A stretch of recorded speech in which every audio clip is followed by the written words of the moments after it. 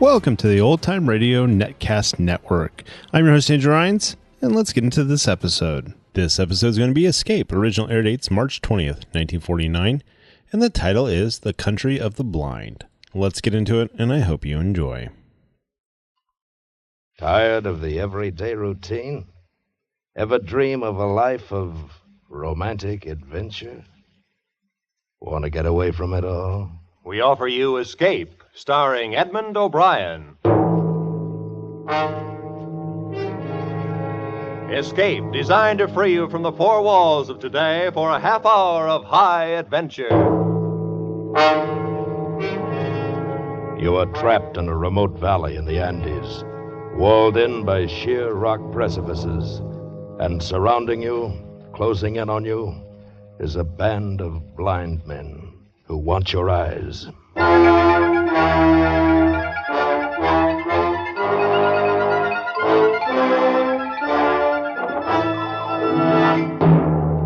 Today, with Edmund O'Brien as Nunez, we escape to the mountains of Ecuador and to a remarkable world where sight is unknown, as H.G. Wells imagined it in his gripping story, The Country of the Blind.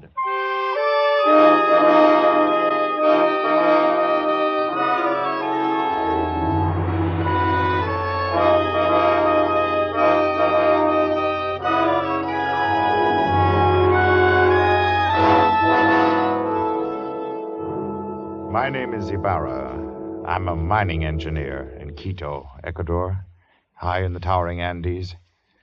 Up until a year ago, my chief sport was mountain climbing.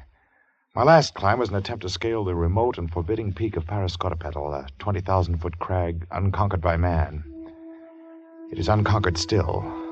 3,000 feet from the icy summit, we turned back and fled for our lives. All of us escaped except one, a guide named Nunez, who slipped over the frightful precipice and disappeared in the vast chasm yawning 10,000 feet beneath us. The horror of that man's fall has terrorized my dreams for a year. Because of it, I've forsaken mountain climbing for the rest of my life. And that decision still stands, even though today I have seen Nunez. He was sitting on the steps at my shack when I arrived at the mine this morning. At first, I didn't recognize him. He was so much changed. I thought he was some ragged beggar. Is it you, Senor Ibarra? My name is Ibarra, yes. What do you want? You do not know me, senor? Well, no, well, you look like a man I knew once, but He's dead. Dead on the slopes of Parascotopetl. Nunez. Nunez. That is my name, senor.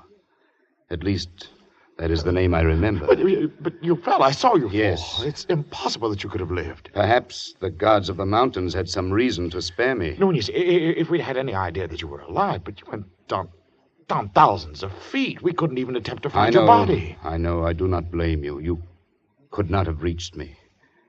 And if you had, I should not have welcomed you. At first. But then, later. What do you mean? Senor, you will not believe what I have to tell. I can hardly believe I'm seeing you, talking to you. Tell me what happened to you. You remember that night, the night I fell? We had been toiling all day, inching our way up a steep ice wall. And as darkness came, we found a narrow ledge, barely 3 feet wide.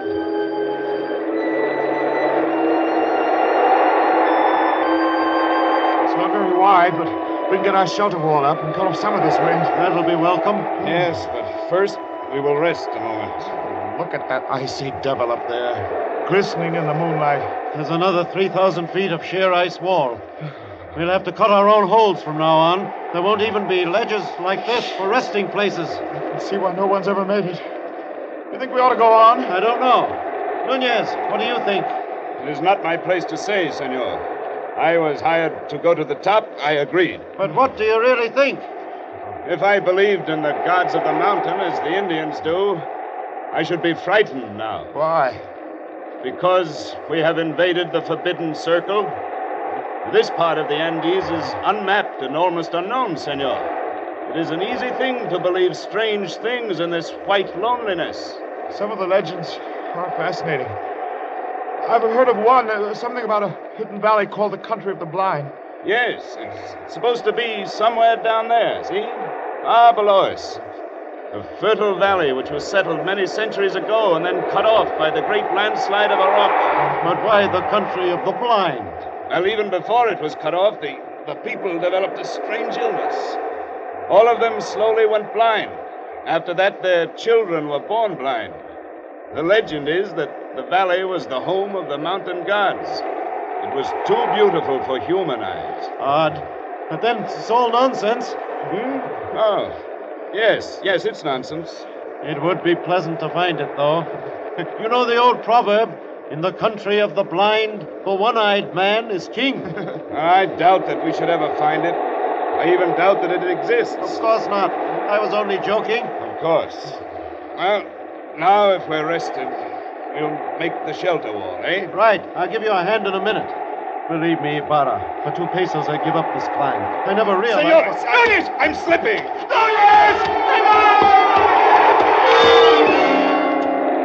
In one horrible instant, my foot slipped on the treacherous ledge and I had gone over.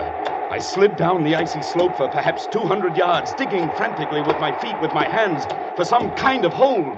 And then I went off, falling far out into the icy black night, falling down. I fell perhaps 1,000 feet, and then I felt the heavy, stinging impact of snow.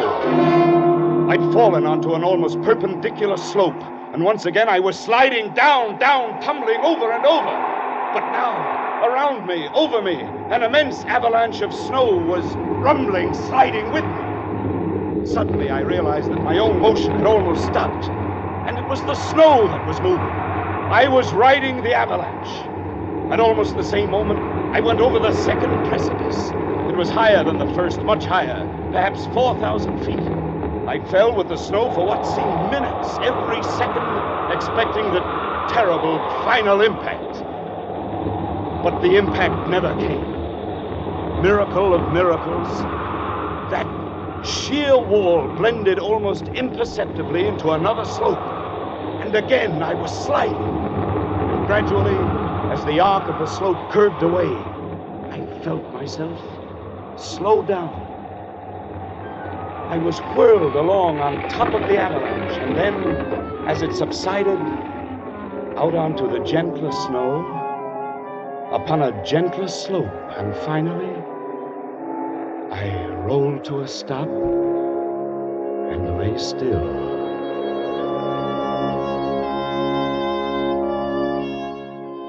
When I awoke, it was morning, and I was covered with snow. I shook off the cold white blanket, rolled over on my back, and looked up. My heart almost stopped as I saw from where I had fallen the mountain towering 8,000-10,000 feet above me. Carefully, I felt myself. My clothes were torn. I was bruised and bleeding. I ached in every muscle, but I had not broken a single bone. I lay there and offered up a prayer to the gods of the mountain.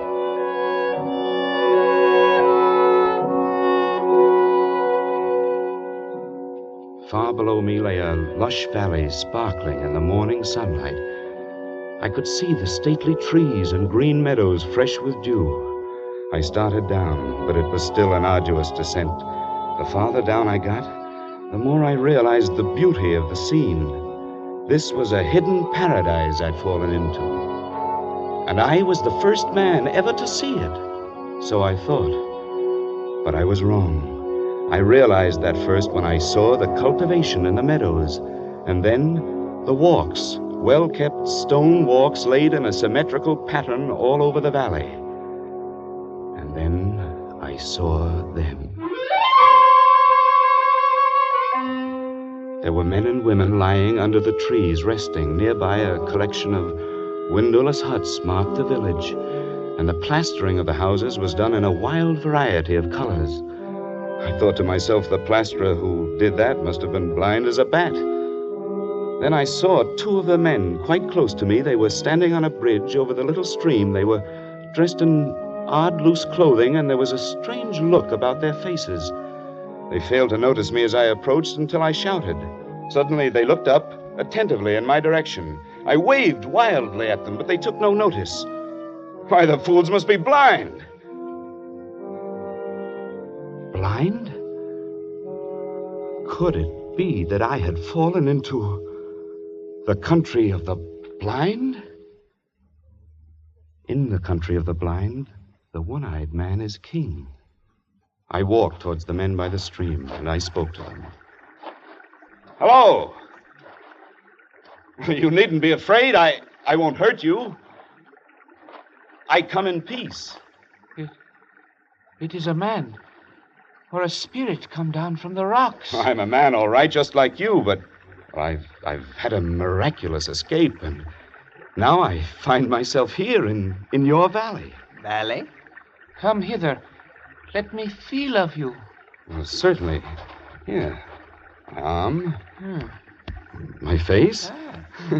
You see, I'm indeed a man, like yourself. Yes.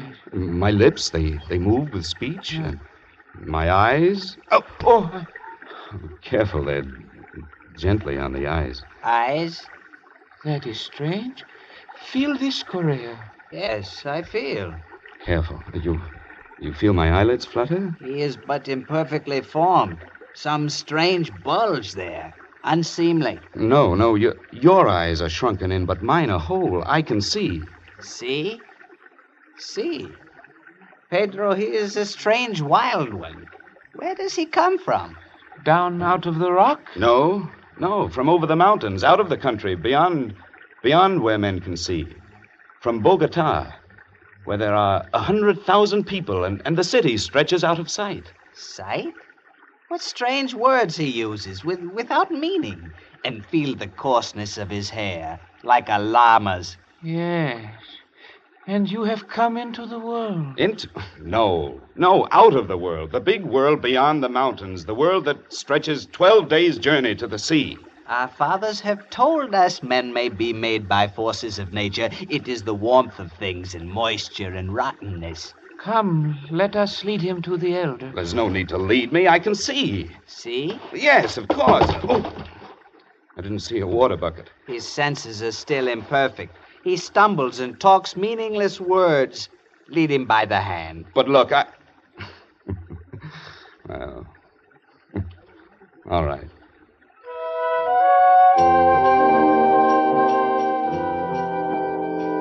These people had been blind for centuries.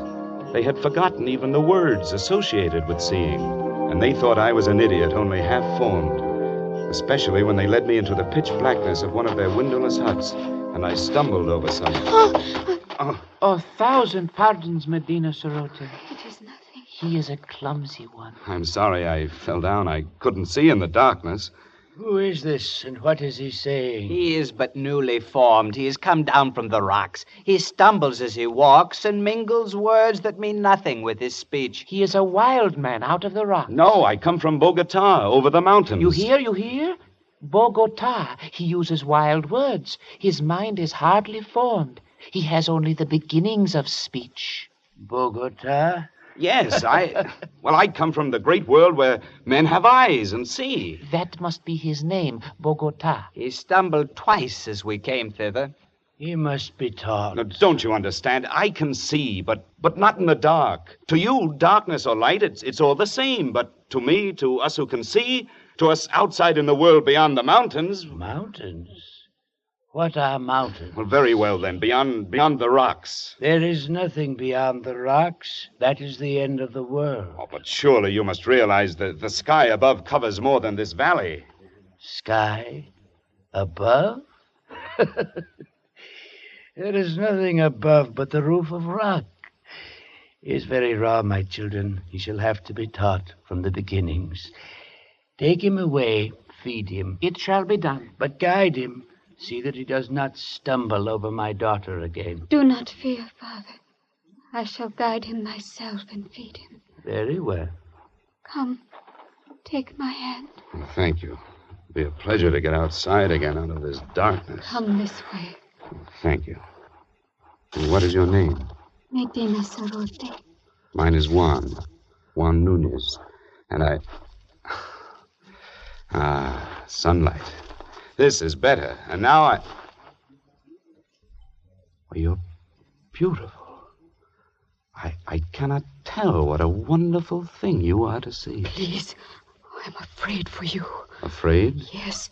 If you do not learn quickly and cease speaking such strange words, they may not be so kind to you. They might be angry. They might even destroy you.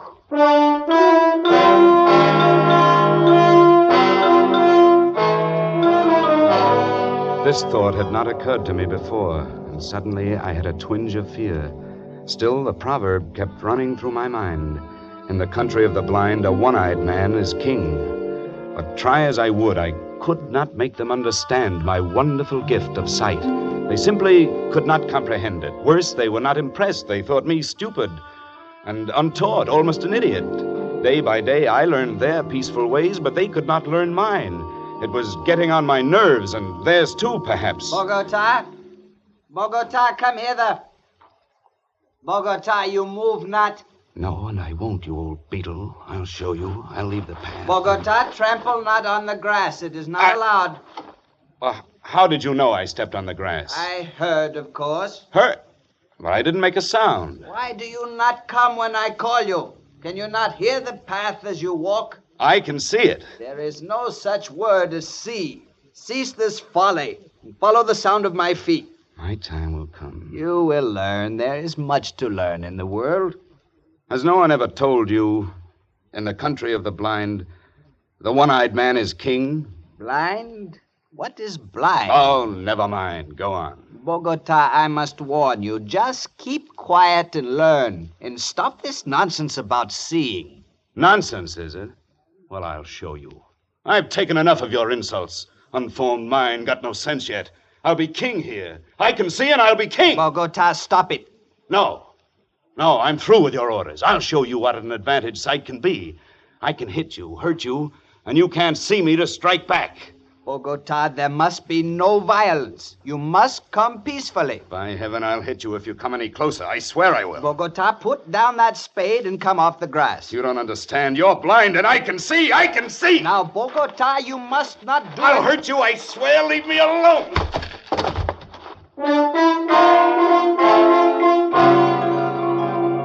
I hit his arm, turned, and ran over the wall, outside their valley, back to the rocks, to the precipitous cliff I'd come down.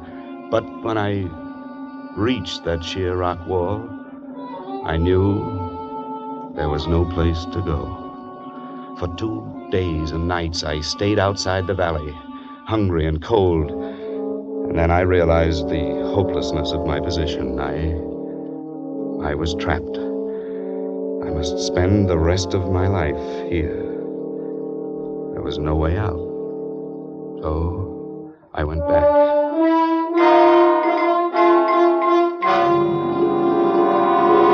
I confess I was mad. I admit I'm only newly made. That is better. And you still think you can see? No, that was folly. The word means nothing, less than nothing. And what is overhead? Rock. There's a roof above the world, a roof of rock and very smooth. Very well. And now... Look, before you ask me any more, give me food or I'll die. Very well, give him food. Yes, Father. And after that, the most menial tasks in the village. Guard him well, and perhaps he shall learn yet. Thank you.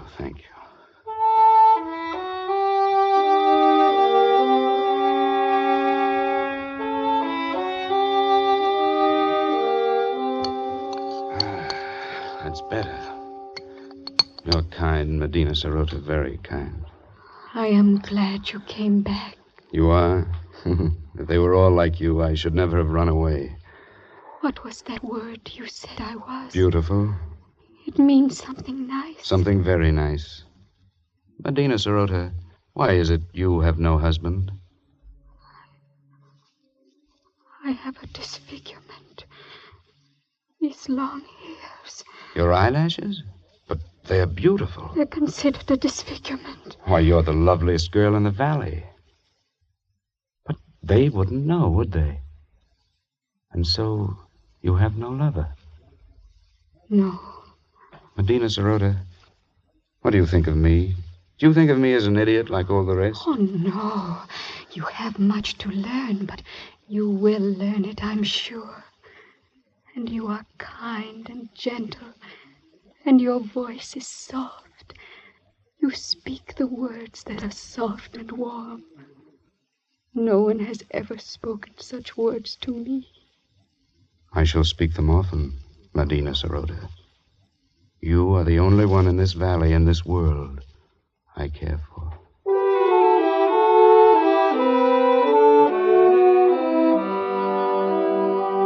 And so it began. I, the village idiot, the slave boy who dreamed to be king, I, with my eyes still whole, fell in love with Medina Sarote, the daughter of the elder of the village.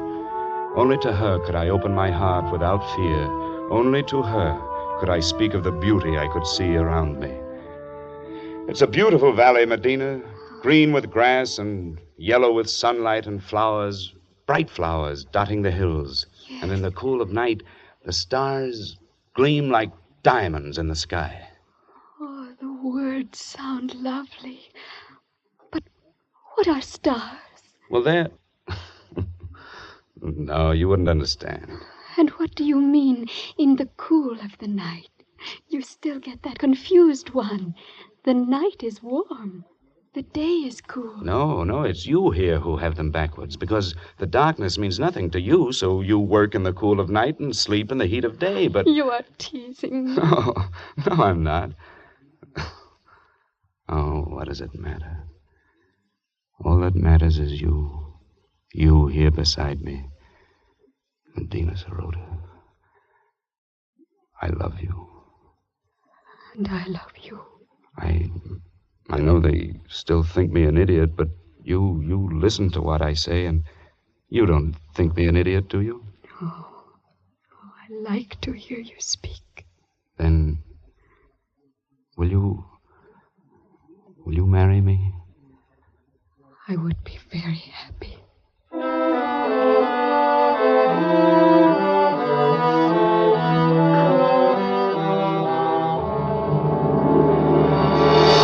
No, I will not have it. But, Father... He is an idiot. He has delusions. He cannot do anything right. But he is getting better. He's better than he was. And he is strong and kind, stronger and kinder than anyone in the world. And he loves me, and I love him. No, I will not have it. Great sire, if you please. Yes? What is it, good doctor? I have examined Bogota, and the case is clear to me. I think very probably he might be cured. Ah? And how might that be done? His brain is affected by something. I believe I know what it is. Those queer things he calls eyes. Where we have but an agreeable depression, he has great lumps. Consequently, his brain is in a constant state of irritation. But what can be done to cure him? It's a very simple surgical operation. To remove the cause of the irritation, we will merely cut out his eyes.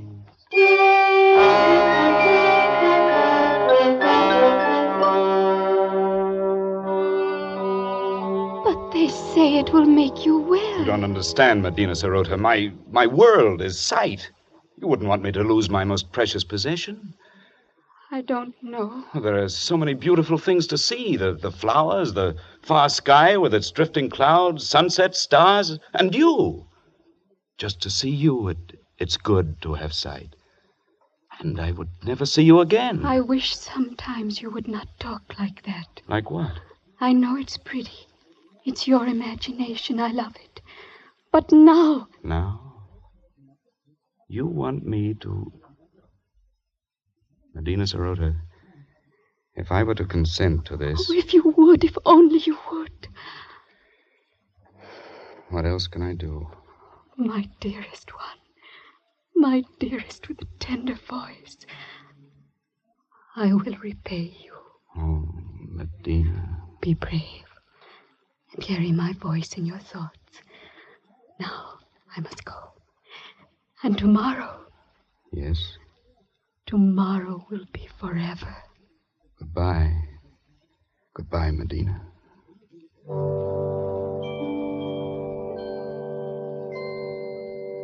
I suppose I knew it then when I said that. I only meant to go up on the rocks and look out over the valley, to spend my last day feasting my eyes on the wonderful, beautiful world of light and color. But when I got there, it was too beautiful, too lovely. This valley, this home of the mountain gods, beautiful and forbidden. I drank it in, the green of the fields, the blue of the gently curving stream, the orange of the lichen and the rocky crevices. Then I climbed higher to see the great snow-capped peaks towering above and away to the distant sky, and higher as the shadows turned the snow to purple and crimson and deep blue.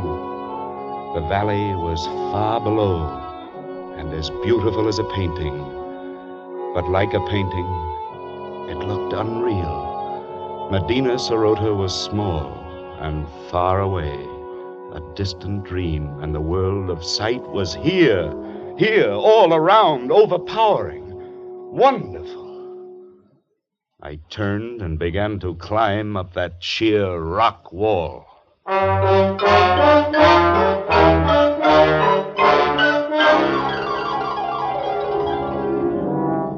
How many months it took me to make my way out over those mountains, over glaciers and snowfields and sheer precipices, I cannot guess. How I lived through the cold and the hunger of it, I cannot tell you. But I am here at last, back from the country of the blind. Good heavens, man. What an experience. Terrible and wonderful. But you're not sorry you came back. Sorry? I see her face clearly now. It's the only thing I see. Nunez, come. You need food. Here, take my hand. Thank you. Where is it, Senor Ibarra? Nunez. Yes, the gods of the mountains have had their revenge. Those months of crawling over the snow and ice with the sun glaring down, yes, I am blind.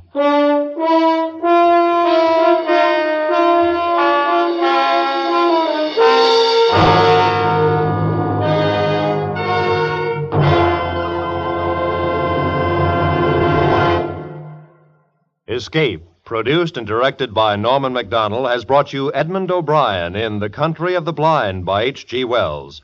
The radio adaptation was by John Dunkel.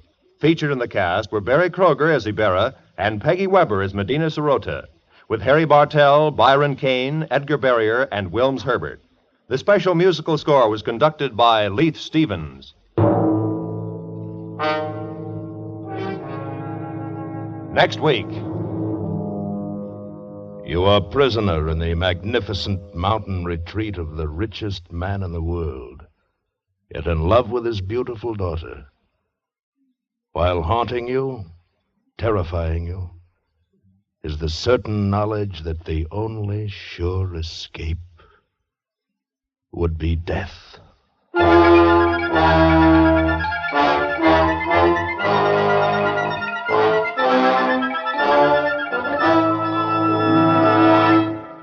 Next week, Escape with F. Scott Fitzgerald. Amazing story, The Diamond as Big as the Ritz. Good night, then, until this same time next week, when once again CBS offers you Escape. Edmund O'Brien appeared through the courtesy of Warner Brothers, producers of the Michael Curtiz Technicolor production, My Dream is Yours, starring Jack Carson and Doris Day. This is Roy Rowan speaking.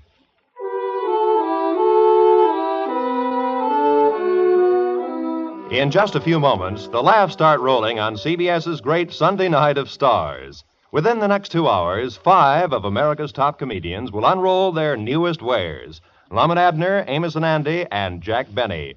Nowhere else in radio will you find such superb and varied comedy as in this 2-hour period. Lum and Abner and Amos and Andy will be heard over most of these same CBS network stations. And now, stay tuned for the Jack Benny Show, which comes to you over most of these stations, with the heartthrob of Waukegan facing the rivalry of Hollywood's Van Johnson. This is CBS, the Columbia Broadcasting System.